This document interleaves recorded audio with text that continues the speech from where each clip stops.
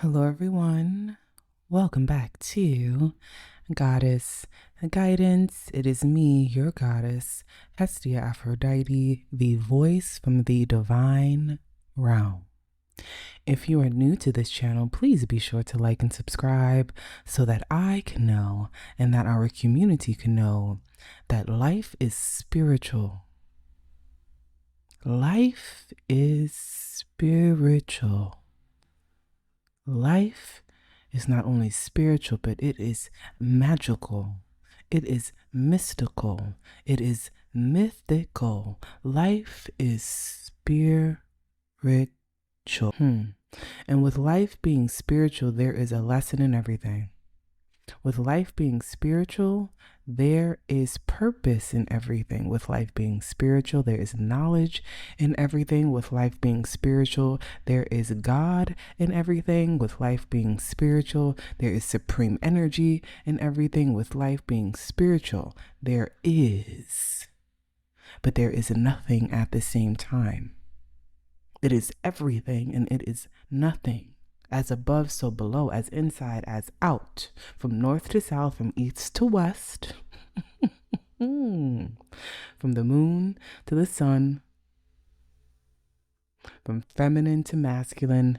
It is all things and no thing at the same time because life is spiritual. Life is spiritual. And I want us to understand that life is spiritual because if you know and if you understand that life is spiritual, nothing can trick you because you are able to see. And when you are on a path of spiritual awakening and spiritual enlightenment, the goal is to be able to see and to know. Well, really the goal, in my personal opinion, as an illuminated spirit guide, as an illuminated divine being, the goal is to truly love and exist in the highest vibrational frequency possible and to bring people to that high vibrating frequency, to bring people to heaven. That is my reasoning. That is my goal. And I hope those tuning into me also believe that and understand that and know that. But another aspect of it is to acquire the knowledge. To acquire the knowledge so that your human experience as a spirit being is not in vain. So that you can gather as much as you can. That you gather the tools that you can. So that you don't have to come again. But if you do have to come again,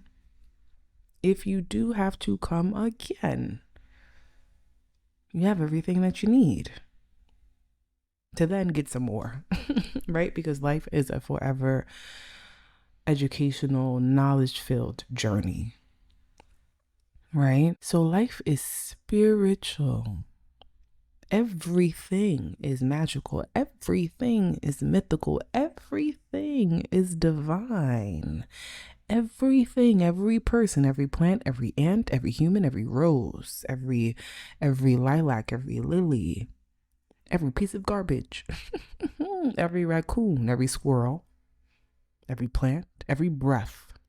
Life is spiritual. Life is magical. Life is mythical.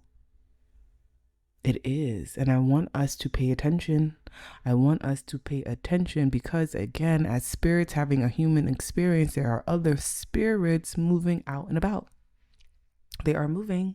They are flowing. So when you meet people, when you meet somebody, when you meet an animal, when you meet and you are gathering and you are communing, who is that spirit that lives within? Who is that spirit? Who is that spirit? Not who is that person.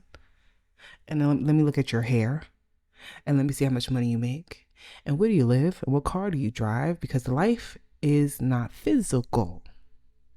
It is to a degree. Life is to a degree, but life is spiritual, right? And oftentimes we forget that life is spiritual because we're so consumed with the physical. So we think we're having a conversation just with a vessel. We think we're just having a conversation with just a person. No. You are having a conversation with a spirit that lives. And sometimes, depending on the situation and the person, you are having conversations with multiple spirits that are living within somebody. And then you must question whether that person should be in your life or not.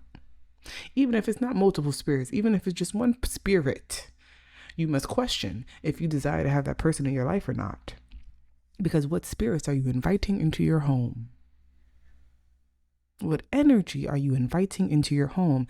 And it is not being discerning in the spirit is when we invite chaos into our home, when we invite hell into our home, when we invite shame and pride and ego and harm and abuse and victim abuser consciousness.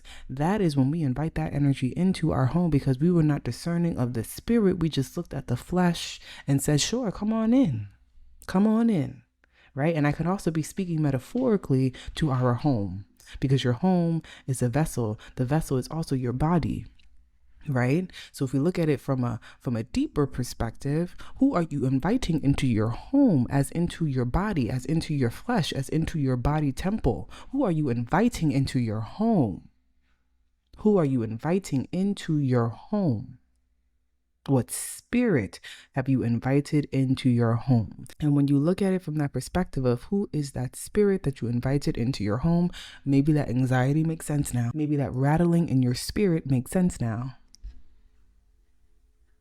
Maybe that insecurity that you're feeling makes sense now. The blockages that are happening in your life make sense now, because maybe you invited the wrong spirit into your life. Maybe you invited the wrong person into your life. Maybe you allowed the wrong person, spirit, vessel into your being. So I ask you to pay attention, to understand that life is spiritual. And in life being spiritual, you tap into your third eye, that you are able to see, to know, and to understand, to acquire wisdom, and acquiring wisdom, you are able to act. You are able to move. You are able to assess. You are able to heal. You are able to maintain. You are able to sustain. You are able to transform. You are able to transmute. And you are able to live in a divine space of a heaven-like frequency. But it starts with assessing the spirits in your life. And that is just a byproduct of understanding that life is what? Spiritual. Until next time, everyone. Bye-bye.